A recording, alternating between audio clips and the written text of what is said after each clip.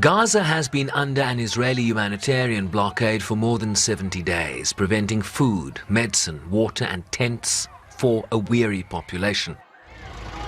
According to the UN, hundreds of thousands of Palestinians are continually and forcibly displaced, confined into ever-shrinking spaces. 70% of Gaza's territory either within Israeli militarized zones or under displacement orders.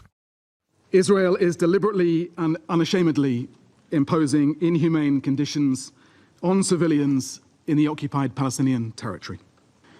Every single one of the 2.1 million Palestinians in the Gaza Strip face the risk of famine. 1 in 5 face starvation. Despite the fact that you have funded the food that could save them. The few hospitals that have somehow survived bombardment are overwhelmed. The medics who have somehow survived drone and sniper attacks cannot keep up with the trauma and the spread of disease.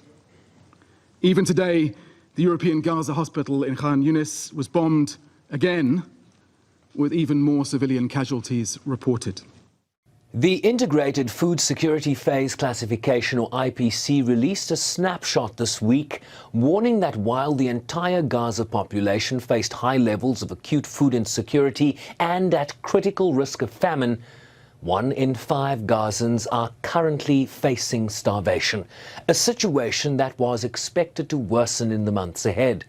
The current analysis marks a serious deterioration compared to a previous snapshot published in October last year.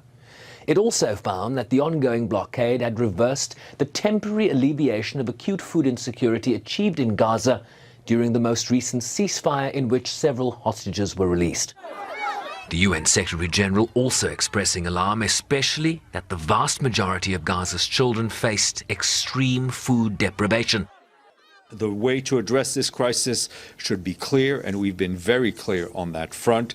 Open up Gaza so that aid and other essential supplies can reach everyone who needs them, wherever they are.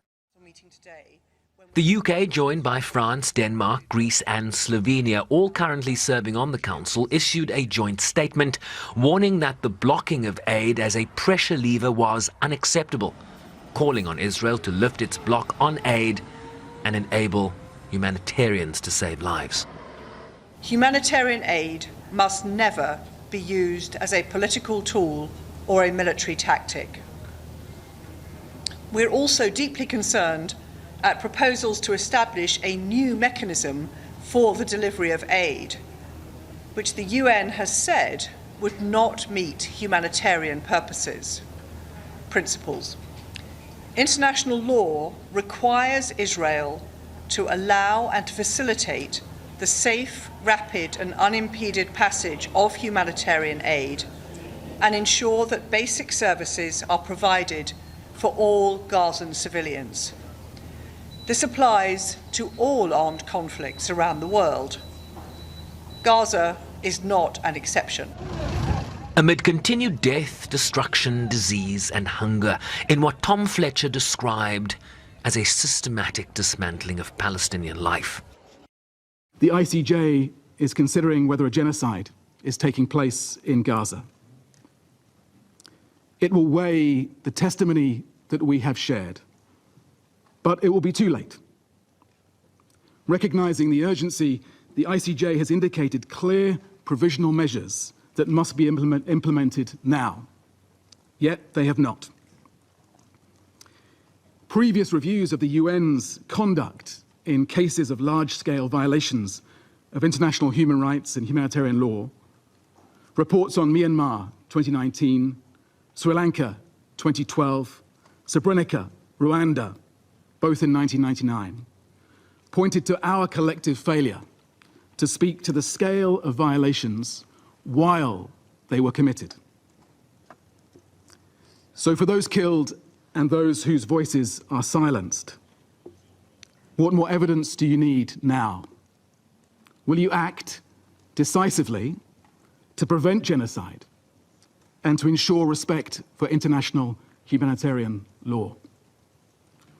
Or will you say instead that we did all we could?